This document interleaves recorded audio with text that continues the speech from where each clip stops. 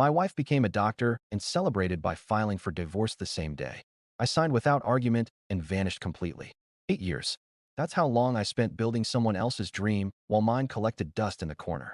8 years of working double shifts to pay for her medical school tuition. 8 years of frozen dinners because she was always studying. 8 years of canceled vacations because she needed to focus on exams. 8 years of being told once I graduate everything will be different. Hey viewers, before we move on to the video, please make sure to subscribe to the channel and hit the like button if you want to see more stories like this.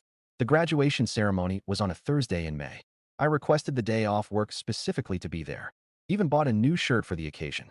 After all, this was supposed to be our moment, our achievement, our future finally beginning. I sat in that packed auditorium watching her walk across the stage. When they called her name, I stood up and clapped harder than anyone else. 8 years of sacrifice was finally paying off. At least that's what I thought. The ceremony ended around noon. Families were taking pictures, celebrating, making dinner plans. I waited by the car while she posed with her classmates, that diploma clutched in her hands like a golden ticket. When she finally walked over to me, I expected a hug, a kiss, maybe even a thank you. Instead, she handed me a manila envelope. "What's this?" I asked. "Divorce papers," she said like she was discussing the weather. I already signed my part. I stared at the envelope, then at her. She wasn't joking. There was no emotion in her eyes, no hesitation in her voice. This wasn't a spur-of-the-moment decision.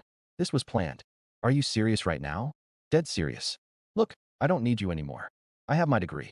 I have job offers. I have a future. You were helpful during school, but that chapter of my life is over." Helpful. 8 years of my life reduced to one word. Helpful. So what was I then? Some kind of financial aid program? She shrugged. "You knew what you were signing up for." I was clear about my priorities from day one. Medical school came first. Now I'm a doctor and I want to start fresh. No dead weight. Dead weight. That's what 8 years of marriage meant to her. Dead weight. Her colleagues were starting to gather around us, probably wondering what the intense conversation was about. Some of them I recognized from the few social events I'd attended over the years. They all knew I was the husband who worked overtime to pay their friends' tuition. I opened the envelope and skimmed through the papers. Everything was already filled out. She divided our assets, claimed the car she wanted, even listed the apartment as solely hers since she'd be making doctor money soon. I was getting the bare minimum the law required. "You've really thought this through, haven't you?" "I'm not stupid. I know what I want."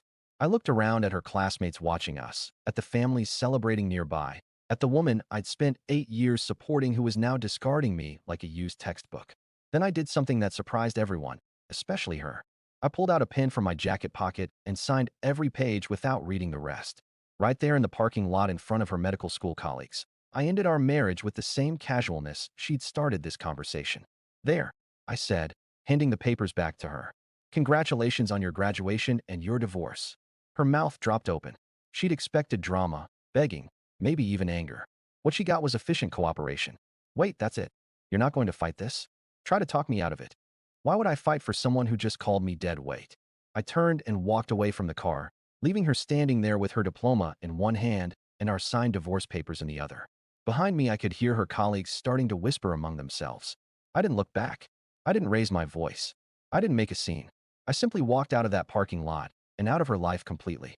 The last thing I heard as I turned the corner was one of her classmates asking, "Who was that guy? And why did he just walk away from his own car?"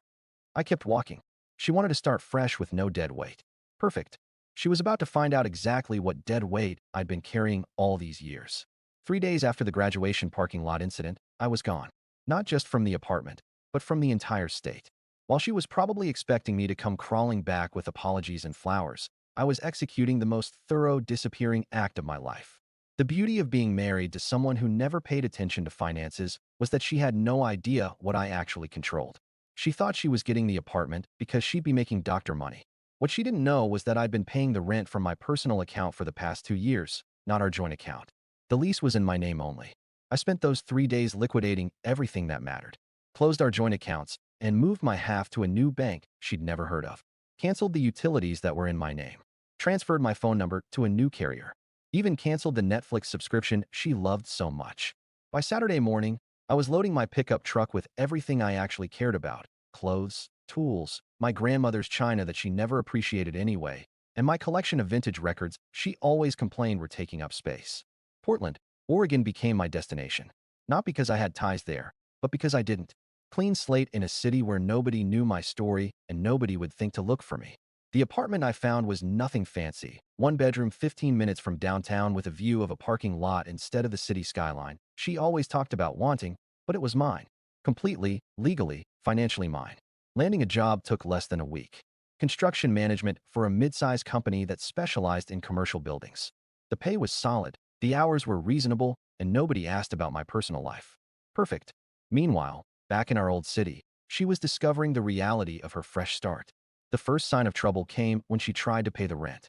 Turns out the landlord doesn't accept. I'm going to be a doctor, as legal tender. When the electricity got shut off 3 days later, followed by the internet, she finally understood that I hadn't been dead weight after all. I'd been the foundation. Her text messages started the first week. We need to talk. This is ridiculous. You can't just disappear. I watched them come in and deleted each one without reading past the preview. The calls began during week 2. 27 calls in one day. I let every single one go to voicemail, then deleted the voicemails without listening. If she had something important to say, she could put it in writing through her lawyer. By week 3, she was reaching out to my former coworkers trying to get my new contact information. My old supervisor called to give me a heads up that some frantic woman claiming to be your wife had shown up at the office. I thanked him for the warning and told him I had no wife. Month 2 brought the real panic. She'd apparently tried to use me as a reference for an apartment application only to discover my old phone number was disconnected. She contacted my sister, my parents, even my old college roommate. Each of them got the same message from me. I don't know anyone by that name. The most desperate move came during month 3. She somehow tracked down my new employer and called the main office claiming there was a family emergency. My boss took the message and passed it along. I told him the truth. I had no family emergency because I had no family by that name. He understood completely and quietly flagged her number in their system. What she didn't realize was how much I was enjoying my new life. Portland suited me. The coffee was better. The people minded their own business, and nobody expected me to sacrifice my present for someone else's future. I joined a hiking group that met every weekend, started taking evening classes in project management, even began dating again. Though nothing serious, just rediscovering what it felt like to have conversations that didn't revolve around medical school stress and study schedules. The woman I met at a bookstore coffee shop was everything my ex-wife wasn't. She had her own career as a graphic designer, paid for her own meals, and actually seemed interested in my thoughts and opinions. When I told her I'd recently gotten divorced, she simply nodded and said, "Good for you for knowing when to walk away." No drama, no analysis of what went wrong, no suggestions for counseling or second chances, just acceptance that sometimes marriages end and moving forward is the healthiest option. By month 6, I'd stopped checking if my ex-wife had tried to contact me. I'd built a routine that had nothing to do with her schedule, preferences, or needs. Wake up at 6, coffee while reading the news, work from 7 to 4, gym or hiking after work, dinner with friends, or a quiet evening at home reading. Simple, peaceful mind. The irony wasn't lost on me that while she was probably telling her colleagues about her fresh start as a newly single doctor, I was the one actually living fresh. No dead weight dragging me down. No one treating my contributions as temporary conveniences. She wanted to start over with a clean slate. I'd given her exactly that, plus something she hadn't expected, a completely empty slate where I used to be. 3 years into my Portland life, I was living better than I had in the entire 8 years of marriage. What I didn't know was that 3 years into her medical career, my ex-wife was discovering that reality had a sense of humor. I found this out later through a mutual acquaintance who couldn't resist sharing the gossip. Apparently, her fresh start hadn't gone according to plan. Turns out being a brand new doctor isn't the instant wealth and prestige she'd imagined. Her starting salary as a resident was barely more than what I'd been making in construction, except now she had six-figure student loan debt hanging over her head. Debt that used to be our problem when she needed my signature for the consolidation loans. The apartment she'd claimed in the divorce papers became a financial nightmare within 6 months. Without my income supporting the rent, utilities, and groceries, she burned through her savings before her first residency paycheck arrived. She ended up taking on 2 roommates just to make ends meet, sharing the space she'd been so excited to have all to herself. Those roommates, according to my source, were not impressed when they discovered she'd divorced her husband immediately after graduation, especially when they realized they were essentially subsidizing the lifestyle she planned to fund with doctor money that wasn't materializing as quickly as expected. Her work schedule was brutal, 80-hour weeks, overnight shifts, being on call during weekends she'd planned to enjoy her newfound freedom. The social life she'd envisioned as a successful single doctor turned into catching naps between shifts and living on hospital cafeteria food and energy drinks. Meanwhile, I was thriving. The construction company I joined had promoted me to senior project manager. My salary had increased significantly, and I was handling some of the biggest commercial projects in Portland. I bought a small house with a decent yard, nothing fancy, but completely mine. No shared mortgage payments, no joint financial planning, no asking permission for purchases. The hiking group had become a core part of my social circle. Every weekend, rain or shine, we explored different trails around Oregon and Washington. I was in the best shape of my life, had a solid group of friends, and felt genuinely content for the first time in years. The graphic designer I'd met at the bookstore had become something more serious. We'd been together for over a year, taking things slow and steady. She appreciated that I wasn't rushing into anything given my recent divorce. What she didn't know was how refreshing it was to be with someone who contributed equally to our relationship instead of treating me like a financial support system. She had her own house, her own car, her own savings account. When we went out to dinner, she insisted on splitting the bill. When I cooked dinner at my place, she brought wine and dessert. When she cooked at hers, I handled cleanup and brought flowers. Everything felt balanced and reciprocal. But back to my ex-wife's situation. The breaking point for her apparently came during her second year of residency. She'd been working a particularly brutal schedule when her car broke down. Major engine problems that would cost more to fix than the car was worth. In the past, this would have been my problem to solve. I'd have figured out the financing, negotiated with mechanics, maybe even borrowed money from family if necessary. Now, she was facing it alone with maxed out credit cards and no savings. She ended up taking public transportation for 3 months before finally qualifying for a loan on a used car with payments that ate up a significant chunk of her already tight budget. The whole experience apparently triggered some kind of awakening about what she'd lost when she discarded her dead weight. That's when the real searching began. First, she tried social media, but I deleted all my old accounts and never created new ones under my real name. Then, she contacted every mutual friend we'd had, but most of them had chosen sides after the divorce, and her side wasn't winning. She hired a private investigator after 2 years of failed searching, even paid him a $1,000 retainer for money she couldn't afford to spend.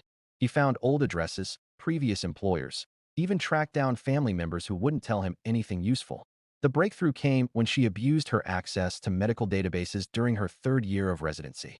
She'd somehow gotten the idea to search hospital employment records across multiple states, looking for my name in construction-related job descriptions. Apparently, she figured I'd eventually need medical care somewhere, and if I kept the same type of job, she might find a trail. It was a long shot that shouldn't have worked, but it did. A routine physical I'd gotten through my employer's health insurance program had created a record that showed up in her search. The hospital was in Portland, Oregon, and the employment listed was with a major construction firm.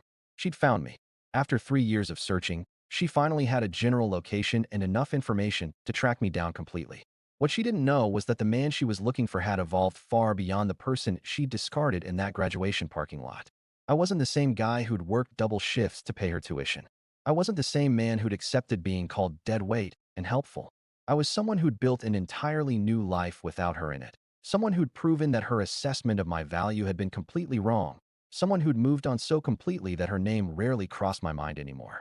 She was about to discover that when you throw away something valuable, you don't get to decide 3 years later that you want it back.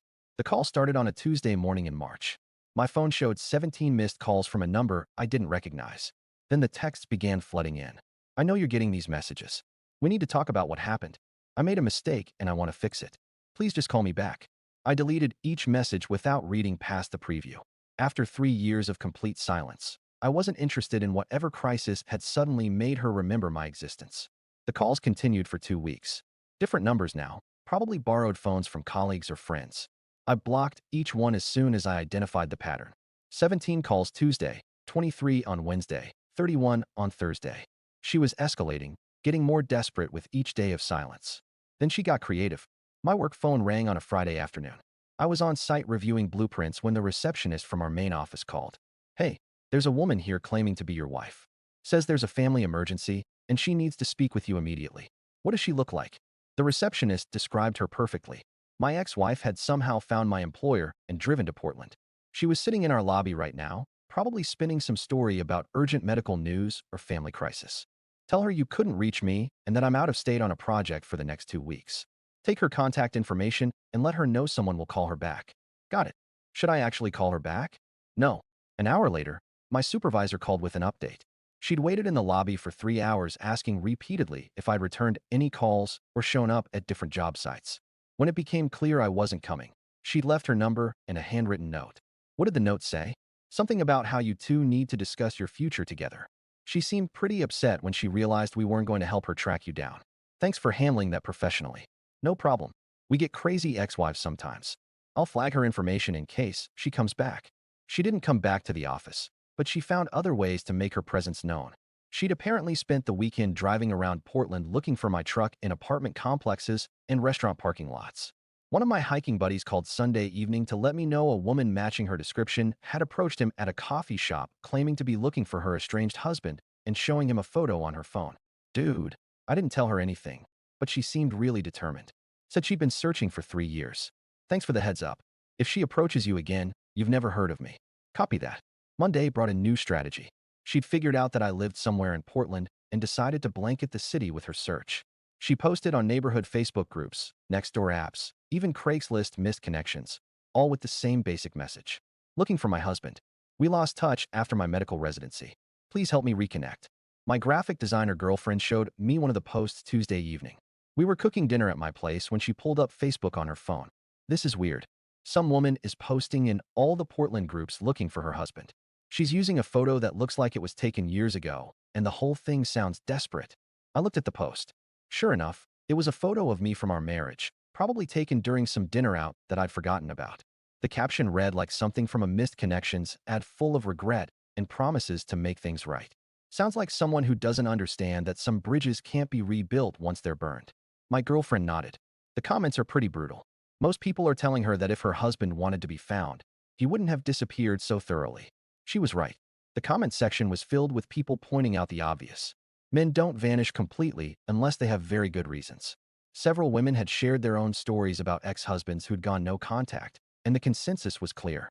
This level of avoidance meant serious damage had been done. Wednesday brought the most desperate move yet. She somehow got my address. I came home from work to find her sitting in her car outside my house. She'd been there long enough to attract attention from neighbors because Mrs. Chun from across the street flagged me down as I pulled into my driveway. That woman has been parked there since noon, asking everyone who walks by if they know you. I told her, I've never seen you before in my life. Thanks. If she approaches you again, please feel free to call the police about suspicious behavior. I parked in my garage and entered through the side door, avoiding any contact with her car. She knew I was home now, which meant the real confrontation was coming. The doorbell started ringing around 7 p.m., continuous, aggressive rings that went on for 2 minutes at a time, then knocking, then more ringing. I ignored all of it, continuing with my normal evening routine of dinner and reading. Around 9 p.m., she started yelling through the door. I know you're in there. I saw your truck in the garage. We need to talk about this like adults. I drove 16 hours to get here. I'm not leaving until you at least listen to me. The neighbors were definitely getting a show. I could see porch lights coming on up and down the street. People probably wondering what kind of drama was playing out on their usually quiet block. I called the police non-emergency line. I'd like to report someone trespassing and disturbing the peace at my residence. It's my ex-wife, and she's been here for several hours, refusing to leave. The officer who arrived 20 minutes later was professional and efficient. I watched through the window as he spoke with her for about 10 minutes. She was animated, gesturing toward my house, probably explaining her 3-year search and her desperate need to reconnect. He knocked on my door, and I answered. Sir, the woman claims to be your ex-wife and says she needs to discuss important matters with you. Are you willing to speak with her? No, we've been divorced for 3 years, and I have no interest in any communication with her. I'd like her removed from my property. Understood. I'll escort her off the premises and explain that she needs to leave you alone. Through the window, I watched him walk back to her car and have another conversation. This one was clearly more firm because she got in her car and drove away without looking back at my house. My phone buzzed with a text from an unknown number 5 minutes later. The police can't stop me from loving you. I'll wait as long as it takes. I screenshotted the message and added it to the file I'd started keeping. If this escalated further, I wanted documentation of everything. 3 years of silence followed by 2 weeks of desperation. She'd found me, but she was about to learn that finding someone and reconnecting with them are 2 completely different things. She cornered me at Home Depot on a Saturday afternoon. I was loading lumber into my truck for a deck project when I heard her voice behind me. Please don't walk away. Just give me 5 minutes. I turned around to find her standing 10 feet away, looking like she hadn't slept in days. She was thinner than I remembered, with dark circles under her eyes and that frantic energy of someone running on pure desperation. 5 minutes for what? To apologize, to explain, to ask for another chance. I closed the tailgate and faced her completely. You had 8 years of chances. You used them all up in a parking lot 3 years ago. I was stressed. Medical school was overwhelming, and I said things I didn't mean. I've regretted it every single day since. Which part do you regret? Calling me dead weight or discovering that dead weight was actually keeping your life afloat? She flinched at that. I never should have said those things.